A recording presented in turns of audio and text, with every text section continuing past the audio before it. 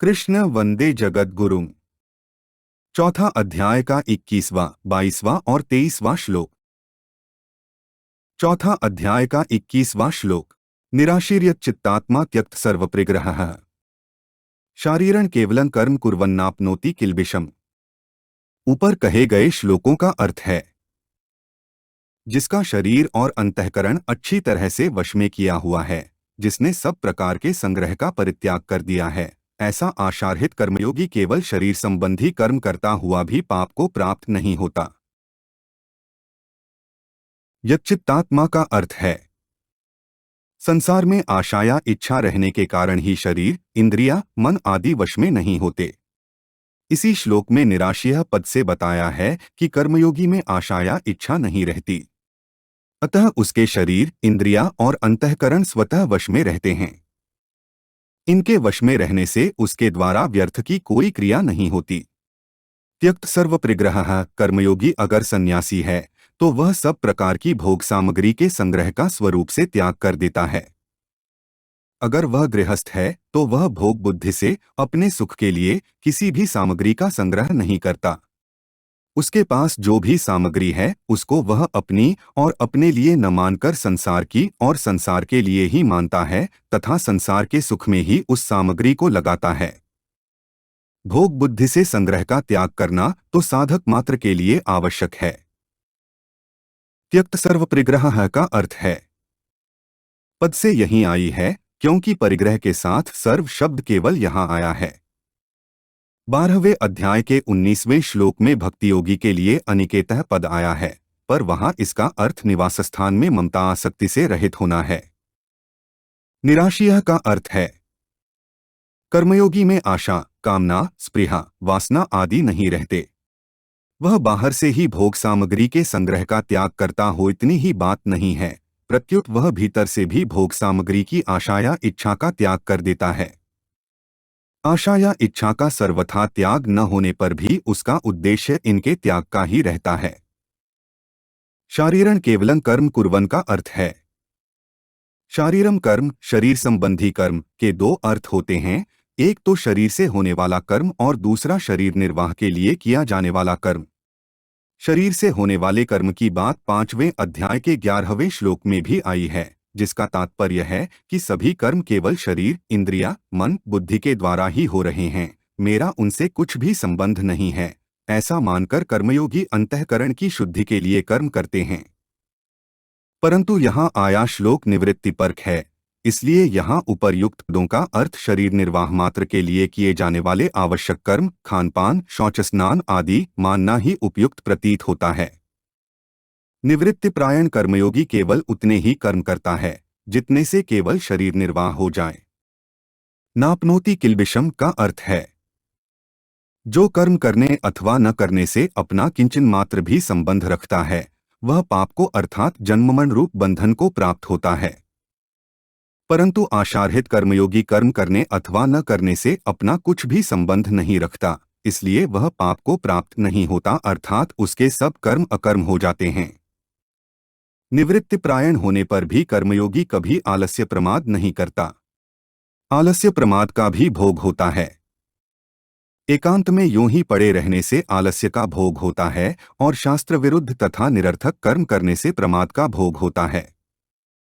इस प्रकार निवृत्ति में आलस्य के सुख का और प्रवृत्ति में प्रमाद के सुख का भोग हो सकता है। अतः आलस्य प्रमाद से मनुष्य पाप को प्राप्त होता है। चौथा अध्याय का 22वां श्लोक। यदृच्छालाभ संतुष्टो द्वंद्वातीतो विमत्सरः समः सिद्धाव सिद्धौ च कृत्वापि न निबध्यते। ऊपर कहे गए श्लोकों का अर्थ है, जो कर्मयोगी फल की इच्छा के बिना अपने आप जो कुछ मिल जाए उसमें संतुष्ट रहता है और जो ईर्ष्या से रहित, द्वंद्वों से अतीत तथा सिद्धि और असिद्धि में सम है, वह कर्म करते हुए भी उससे नहीं बंधता। यदृच्छालाभ संतुष्टः का अर्थ है, कर्मयोगी निष्काम भाव पूर्वक सांगोपांग रीति से संपूर्ण कर्तव्य कर्म करता है। फल प्राप्ति का उद्देश्य न रखकर कर्म करने पर फल के रूप में उसे अनुकूलता या प्रतिकूलता, लाभ या हानि, मान या अपमान, स्तुति या निंदा आदि जो कुछ मिलता है उससे उसके अंतःकरण में कोई असंतोष पैदा नहीं होता। जैसे वह व्यापार करता है तो उसे व्यापार में लाभ हो अथवा हानि उसके अंतःकरण पर उसका कोई असर नहीं पड़ता। वह हरेक परिस्थिति में समान रूप से संतुष्ट रहता है, क्योंकि उसके मन में फल की इच्छा नहीं होती। तात्पर्य यह है कि व्यापार में उसे लाभ हानि का ज्ञान तो होता है तथा वह उसके अनुसार यथोचित चेष्टा भी करता है, पर परिणाम में वह सुखी दुखी नहीं होता।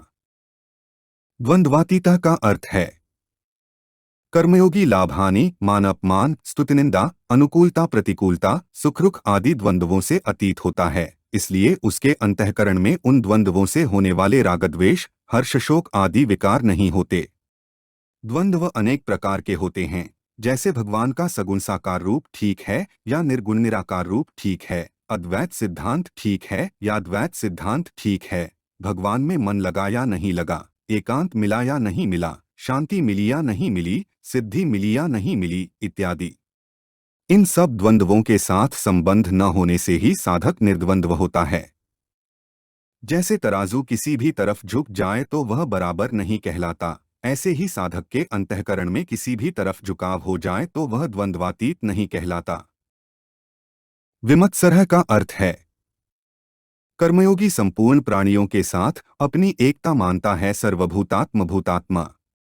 इसलिए उसका किसी भी प्राणी से किंचन मात्र भी ईर्ष्या का भाव नहीं रहता।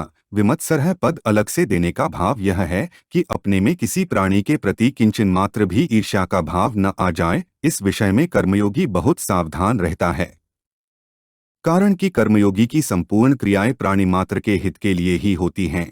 अतः यदि उसमें किंचन मात्र भी ईर्ष्या का भाव होगा तो उसकी संपूर्ण क्रियाएं दूसरों के हित के लिए नहीं हो सकेंगी।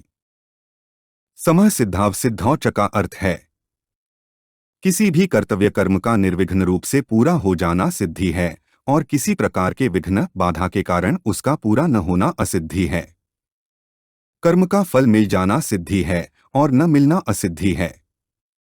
सिद्धि और असिद्धि में रागद्वेष, हर्ष शोक आदि विकारों का न होना ही सिद्धि असिद्धि में सम रहना है।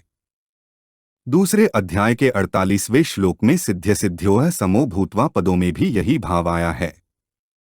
अपना कुछ भी नहीं है, अपने लिए कुछ भी नहीं चाहिए और अपने लिए कुछ भी नहीं करना है, ये तीनों बातें ठीक ठीक अनुभव में आ जाए तभी सिद्धि और असिद्धि में पूर्णतः समता आएगी। कृत्वापि न निबध्यते, यहाँ कृत्वा अपि पदों का तात्पर्य है कि कर्मयोगी कर्म करते हुए भी नहीं बंधता, फिर कर्म न करते हुए बंधने का प्रश्न ही पैदा नहीं होता। वह दोनों अवस्थाओं में निर्लिप्त रहता है। जैसे शरीर निर्वाह मात्र के लिए कर्म करने वाला कर्मयोगी कर्मों से नहीं बंधता, वैसे ही शास्त्र विहित संपूर्ण कर्मों को करने वाला कर्मयोगी भी कर्मों से नहीं बंधता।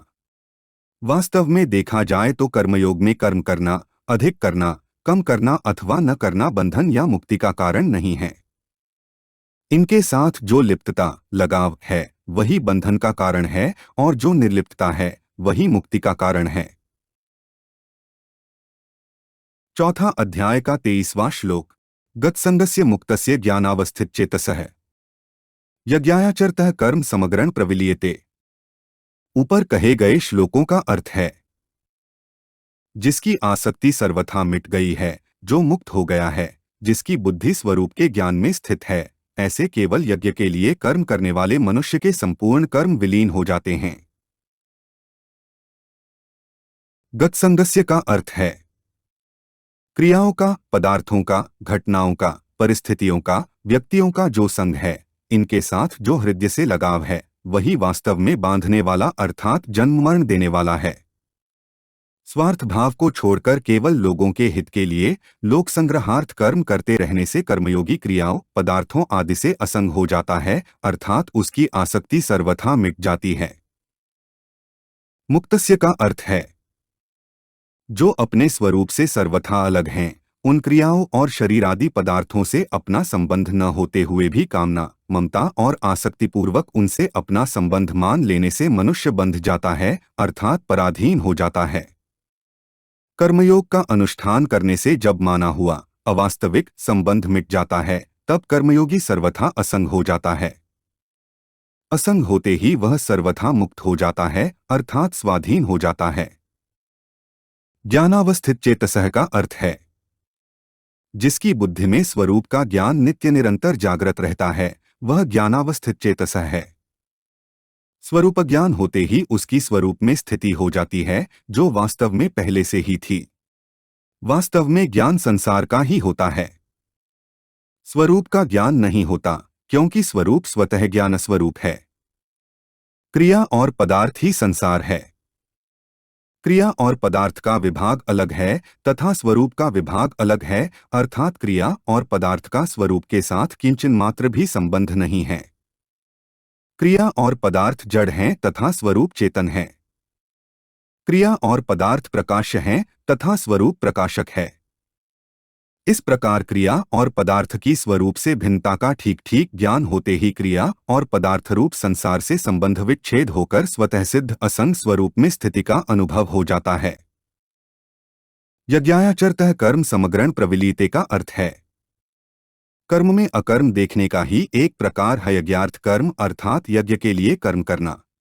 निःस्वार्थ भाव से केवल दूसरों के हित के लिए कर्म करना यज्ञ है। जो यज्ञ के लिए ही संपूर्ण कर्म करता है, वह कर्मबंधन से मुक्त हो जाता है, और जो यज्ञ के लिए कर्म नहीं करता अर्थात अपने लिए कर्म करता है, वह कर्मों से बंध जाता है। हमारे चैनल को सब्सक्राइब करें। अगर यह वीडियो आपको अच्छी लगी तो वीडियो को लाइक करें, वीडियो को अपने दोस्तों के साथ शेयर करें, अपने सुझाव हमें कमेंट करके बताएं। जय श्री कृष्णा।